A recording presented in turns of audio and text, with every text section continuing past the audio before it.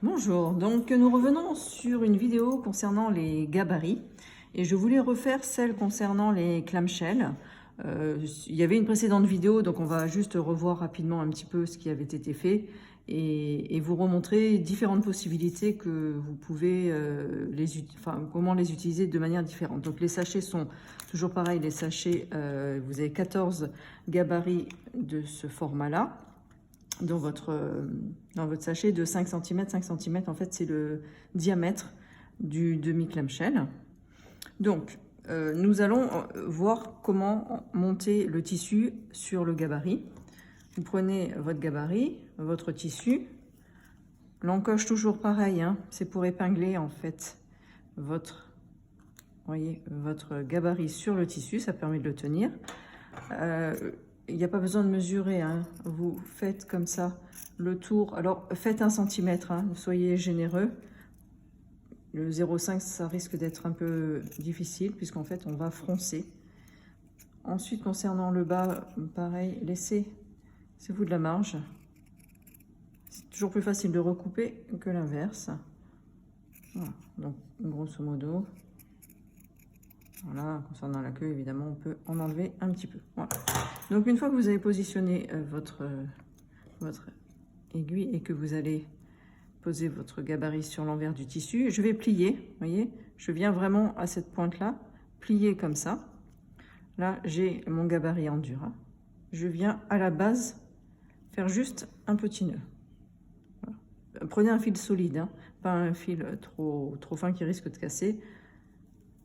Et là, je vais faire des fronces comme finalement nous avons fait sur les fleurs.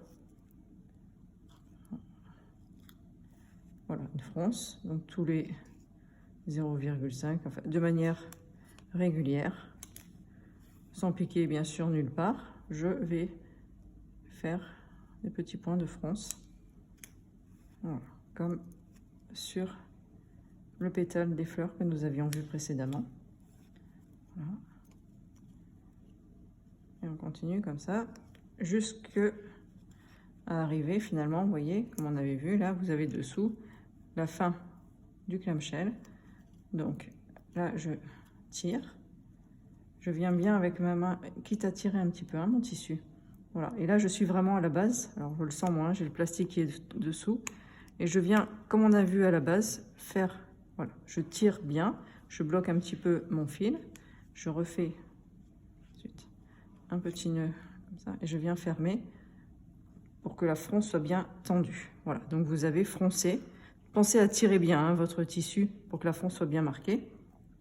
Je viens couper. Voilà, et en fait c'est tout ce qu'il y a à faire, hein, simplement. Donc à partir de là, moi ce que je vous suggère, c'est de faire un petit coup de fer. Vous voyez, c'est comme j'ai fait là, un petit coup de fer, alors léger bien sûr, hein, enfin un fer léger, pour aplatir simplement vos fronces, c'est plus facile. Et vous pouvez à ce moment-là retirer, simplement, vous voyez, j'ai enlevé l'épingle, retirer votre gabarit. Et vous allez, alors là j'ai fait, je vais vous montrer après, voilà, vous allez positionner de toute façon vos clamshells, les uns à côté des autres, et on va les appliquer simplement aux différents endroits que vous voulez faire. Donc là, j'avais fait dans un premier temps les pochons. Celui-ci reste disponible sur le site. Vous voyez, c'est là pareil, hein. On a mis les clamshells les uns derrière les autres en 3 bandes. Et je vous ai fait pour la saison estivale. J'avais envie de me faire plaisir. Donc un sac en bleu ou en rose. Où vous avez en effet les clamshells qui sont sur la partie du rabat. Et ensuite, c'est tout simplement les couleurs qui sont reprises. Un petit sac sympathique. J'ai utilisé pour la première fois le Molton Spécial Sac qui donne une forme assez rigide, hein. Ça lui donne vraiment une tenue au sac, il est épais. Et ben, du coup, vous avez la petite pochette bien sûr assortie, moi j'aime bien, où on reprend les couleurs. Donc voilà, ça vous permet d'utiliser vos gabarits clamshell et en même temps de faire quelque chose d'un peu ludique et de différent du pochon qui avait été vu.